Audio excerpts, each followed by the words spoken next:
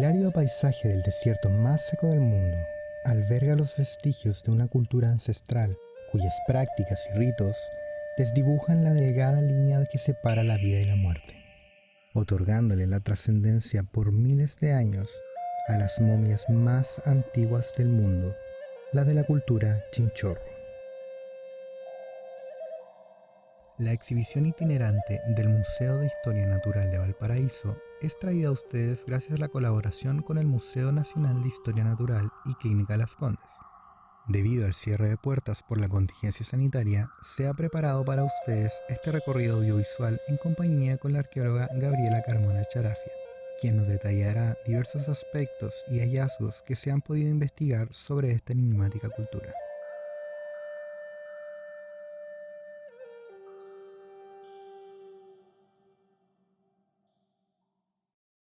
Bueno, aquí estamos en el Museo de Historia Natural de Valparaíso, junto a la arqueóloga Gabriela Carmona Charafia, a ver esta exposición temporal que es sobre las momias Chinchorro. Y Gabriela, ¿cómo estás? Bien, ¿cómo estás tú, Luciano? Buenas tardes. Bien, bien, aquí en Qué contexto de pandemia, ¿cómo has estado aquí en el museo con todo el tema de la pandemia? Bueno, hemos estado bien con hartas actividades digitales y virtuales, así que esta es una exposición que tenemos desde noviembre, que la hemos ido difundiendo también a través de plataformas virtuales, pero es una exposición súper importante que se llama La cultura Chinchorro, trascender a la muerte. Entonces es sobre la cultura Chinchorro y es una exposición preparada por el Museo Nacional de Historia Natural que ha estado itinerando distintas partes de Chile. Cuéntanos un poco sobre de qué trata esta exposición, cómo se produjo este descubrimiento de las momias. Bueno, esta exposición surge por las investigaciones desarrolladas por Verónica Silva, que ella es la curadora jefe de Antropología Física del Museo Nacional de Historia Natural. Entonces, a raíz de las investigaciones de las colecciones de momias que tienen en este museo, es que tuvieron la colaboración de Clínica Las Condes y pudieron hacer una serie de exámenes, en este caso tomografía, a una gran cantidad de momias. Por lo tanto, surgieron nuevos conocimientos acerca de esta cultura, es que crearon esta exposición Chinchorro Trascender a la Muerte para explicar un poco estos nuevos descubrimientos y que la gente conozca más acerca de la cultura Chinchorro.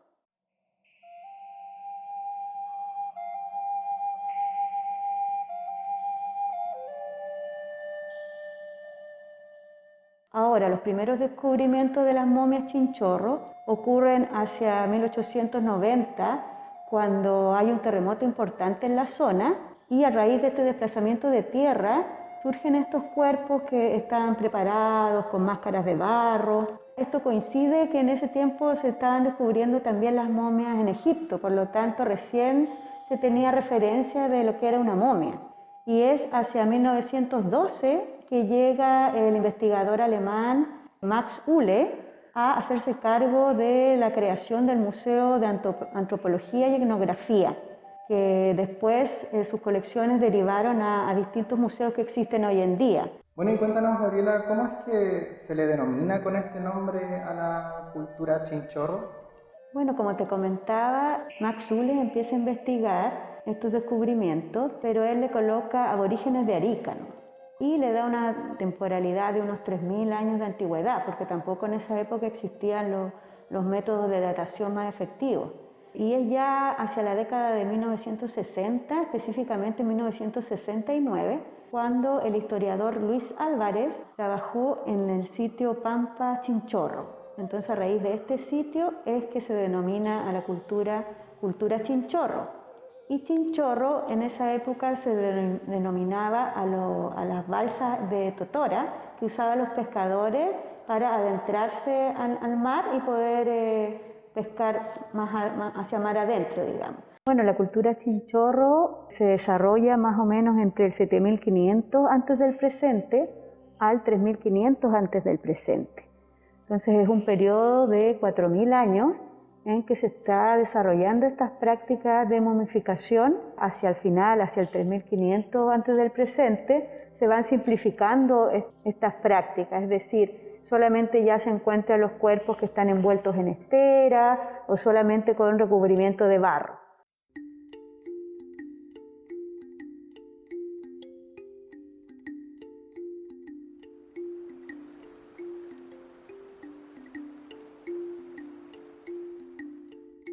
Los chinchorros eran cazadores-recolectores, por lo tanto ellos tenían una relación íntima con los animales que vivían en el borde costero.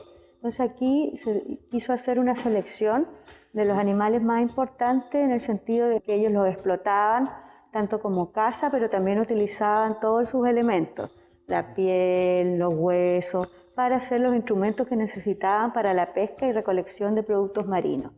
Entonces aquí por lo menos vemos esta tortuga marina, acá también está representado un chungungo, un pingüino de Humboldt, un lobo marino, del cual también, como te digo, obtenían el aceite, la piel, los huesos, todo les servía para poder elaborar utensilios y herramientas para dedicarse a la pesca y recolección. Allá también está el pelícano, hay un pato yeco. Ellos convivían con esta fauna, era parte de su entorno y por lo tanto utilizaban esos elementos también para la fabricación de las momias. Entonces aquí, por ejemplo, aparece paso a paso cómo era el proceso de elaborar una momia. Tú puedes ver que primero se hacen las incisiones para sacar los órganos. Luego de que se sacan todos los órganos, músculos, se envuelve solamente la parte ósea, solamente los huesos en estas esteras y luego se le rellena, ¿no es cierto?, el interior y se le coloca la piel hasta el momento de que ya se cierra, ¿no es cierto?, y se le coloca esta pátina de arcilla y finalmente se le coloca la máscara de barro. Por ejemplo, en este caso se puede ver todas las etapas. Entonces aquí están los huesos que fueron envueltos en estas esteras de fibra vegetal. Como ves acá es todo un fino embarrilado en distintas partes para poder sujetar esta verdadera escultura. Y al final le colocan esta camita de plumas, ¿no es cierto?, que, como te digo, son de estas aves que se encontraban en el mismo entorno y les servían para obtener todos estos materiales.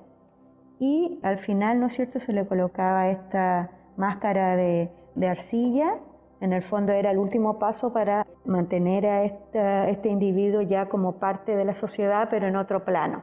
Si tú te fijas, se le anexó un pequeño portaarpón o portacuchillo de madera, un astil. En este caso, si te fijas, lo recubrieron con algodón, que también ellos debían recolectar.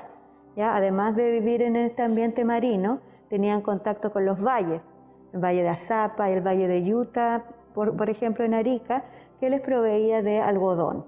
Y bueno, obviamente recolectaban frutos, también todo lo que necesitaban para su desenvolvimiento y tenían acceso a los cursos de agua, a las pequeñas quebradas y ríos que llegaban al mar y por eso podían obtener el agua dulce.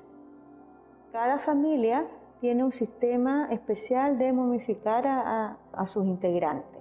La antropóloga física Verónica Silva, que es la curadora de esta exposición, que han podido observar que cada individuo es tratado de forma diferente, se rellena con distintas cosas, se le puede poner máscara negra, máscara roja, que antes se relacionaba como por un tema cronológico, pero ahora se está descubriendo que en el fondo cada grupo familiar tenía su forma especial de preparar sus momias.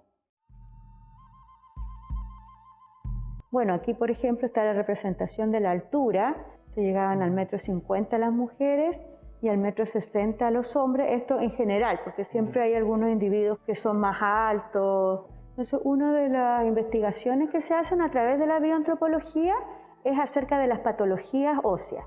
Entonces, a través de los huesos, ellos pueden ver qué enfermedades tenían. Ya en el caso de los chinchorros, se vio que en las poblaciones femeninas se encontraba la exostosis auditiva, oído de surfista que se dice ahora, una malformación, ¿no es cierto?, dentro del oído que se produce al bucear. Estas mujeres buceaban constantemente, aparece este indicativo de que deforma un poco los huesos del oído. Entonces así se puede ver que eran las mujeres las que más buceaban, ¿ya? Y los hombres se dedicaban también a otras labores como la pesca, la caza-recolección, pero dentro de esta diferenciación por género, eran en mayor medida las mujeres las que buceaban para obtener los recursos como mariscos, ¿no es cierto?, que se encontraban bajo profundidad en el mar. Se ha visto que la mujer participaba bastante en las actividades de caza-recolección, especialmente en lo que es el buceo. También al parecer no existían estos roles tan marcados, sino que todos los miembros de la cultura hacían un poco de todo. Se practicaba la deformación craneana entre la población chinchorro. Quiere decir que cuando nacía un individuo, utilizaban este tipo de tocados o de gorros, ¿no es cierto? Iban apretando, ¿no es cierto?, la zona que ellos querían que se resaltara. Hay una separación, lo que se llama la fontanela, y eso se puede hacer porque, claro, los huesos del cráneo de un bebé, ¿no es cierto?, no están todavía juntos. Y así se puede ver un sinnúmero de deformaciones que se escapan, ¿no es cierto?, de la norma de un cráneo normal, y los antropólogos físicos nos pueden decir de qué forma fue hecha esta deformación, como te decía yo, en los primeros años de vida, cuando el cráneo todavía no está totalmente sellado.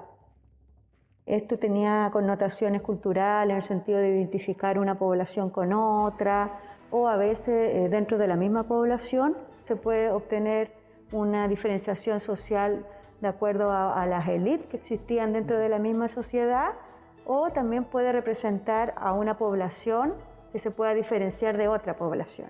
En este caso, por ejemplo, ya más avanzado en la cultura arica, se pueden ver diferencias entre las poblaciones costeras y las altiplánicas.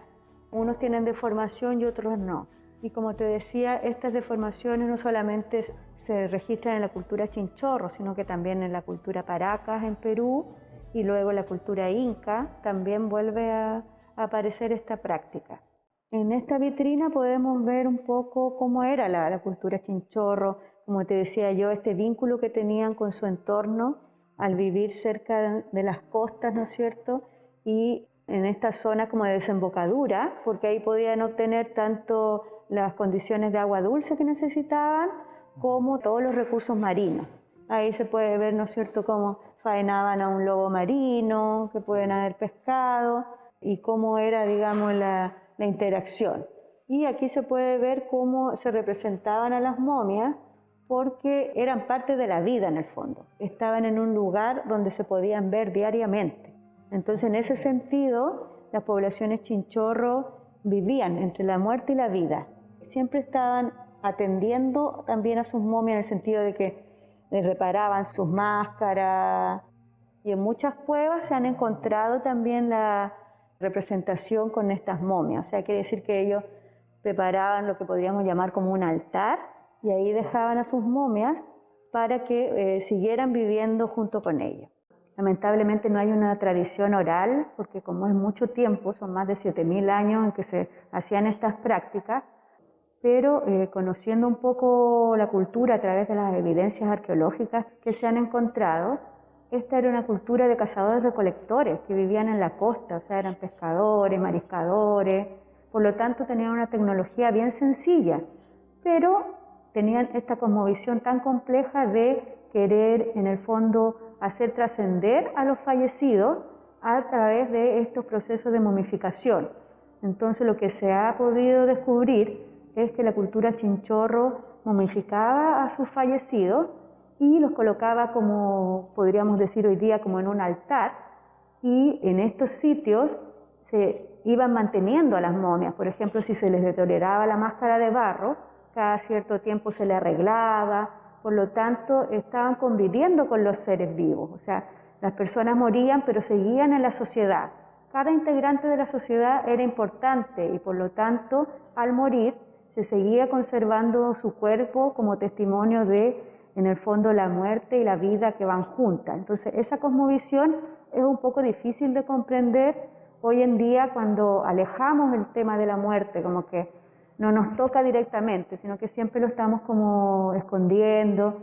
En ese sentido, la cultura chinchorro, ellos convivían con la muerte como en el ciclo de la vida, o sea, muerte y vida estaban totalmente unidas y es así como lo concebían, pero como te digo, no tenemos testimonios orales para saber específicamente el por qué ellos llevaban a cabo estas prácticas.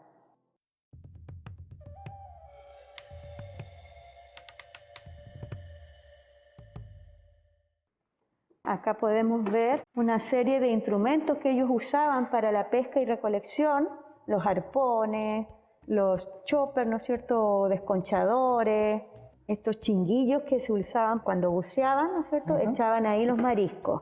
Y una serie de adornos también, collares que utilizaban, que son con los mismos elementos que iban recolectando, con las conchas, de arcilla también, de hueso.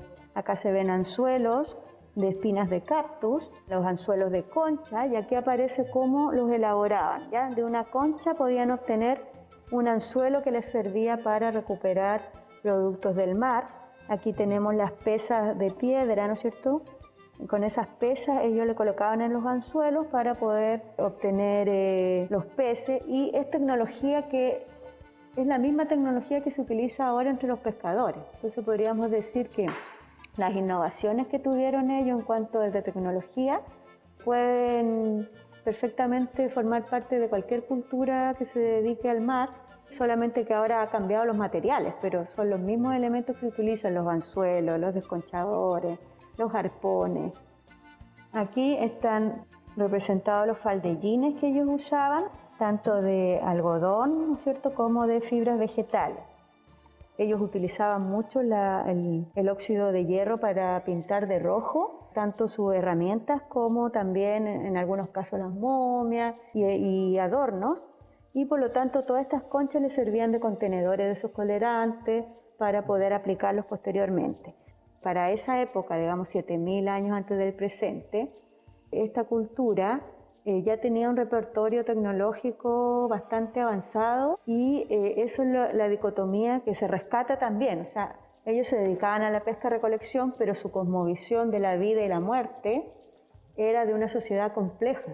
El llegar a estos niveles de representación de la muerte no se ve en culturas tanto de esta época como con esta tecnología, digamos, que podría ser simple, pero como podemos ver, también es compleja en el sentido de que aprovechaban todos los recursos para poder preparar sus herramientas. Bueno, en esta vitrina la idea es poder ver qué es lo que hace la disciplina de la bioantropología.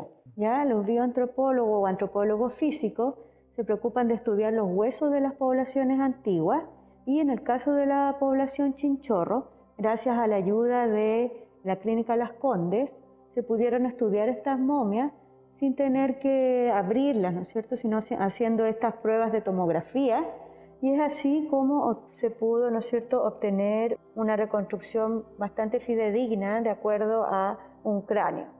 Como tú puedes ver, se le van aplicando distintas alturas de acuerdo a la densidad de la piel y de los tejidos, y luego se va viendo cómo podría ser originalmente esta persona. Acá está representado las pruebas que se hicieron con las momias en miniatura, ¿no es cierto?, para hacer las tomografías. Y es lo que ha proporcionado mayor información de las patologías, las alturas, el sexo de cada momia. Prácticamente sin intervenir Claro, sin tocarlo, ¿ya? Porque si no significaría desarmar, en el fondo destruir la momia, si yo quiero obtener más información acerca de los huesos, porque como está enrollado en fibra vegetal, puede tener algodón, palo, distintas cosas que al separarlo, después al volver a armarlo, no van a estar en las mejores condiciones. Bueno, para concluir este recorrido, aquí están algunas fotografías de cómo sigue viviendo la cultura Chinchorro hoy en día entre la población de Arica y de Camarones, que conviven con estos conchales, con estos sitios arqueológicos. Este es San Miguel de Azapa, el valle que tienen allá en Arica, y a través de las fiestas, ¿no es cierto?, se van representando también las manifestaciones. Ahí, por ejemplo, dice se conmemora a los angelitos, como a los adultos. En nuestra cultura occidental vemos cuando muere alguien, ¿no es cierto?, hacemos una separación y hacemos, digamos, es un momento de tristeza. Cuando podemos ver que en estas otras culturas la muerte es parte del ciclo de la vida. Esas personas que murieron siempre están presentes, siempre están acompañando a los vivos. Y eso es lo que se puede ver un poco con estas representaciones de las momias, tal como se llama esta exposición, Chinchorro, trascender a la muerte. O sea, cómo trascendemos el dejar el testimonio de que el individuo sigue presente dentro de su comunidad y se ha perpetuado en este caso 7.000 años después. Las municipalidades de Arica, de Camarones, más la Universidad de Tarapacá, impulsaron la nominación de la cultura chinchorro como Patrimonio de la Humanidad ante la UNESCO. Entonces esperamos que en junio se pueda reconocer estos sitios chinchorros y así existan mayores posibilidades de seguir conservando la cultura y seguir investigándola para poder conocer más, porque es una de las culturas más importantes de Chile, que tiene las momias más antiguas del mundo. Bueno, y dejamos hasta acá el recorrido con Gabriela. Gabriela, ¿quiere decirnos algo final sobre esta exposición hacia las personas que nos van a estar viendo?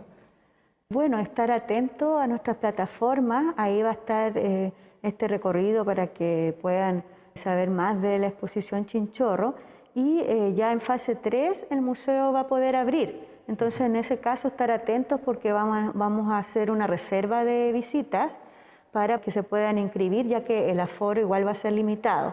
Por lo tanto es necesario que se inscriban, pero eso va a estar en nuestra página web para que estén pendientes de cuándo podamos abrir nuevamente a público. Así que te agradezco y espero que hayas conocido un poco más de la exposición Chinchorro y también agradecemos al Museo Nacional de Historia Natural por haber creado esta exposición que nos acerca un poco más al conocimiento de esta cultura para que todos los chilenos y chilenas podamos valorarla tal como se merece. Muy recomendada esta maravillosa exposición que va a tener el Museo de Historia Natural de Valparaíso, así que ojalá se pueda abrir puertas pronto para que puedan visitar y disfrutar de esta maravillosa exhibición. Muchas gracias por tu acompañamiento al recorrido. Gracias, estuvo magnífica. Gracias.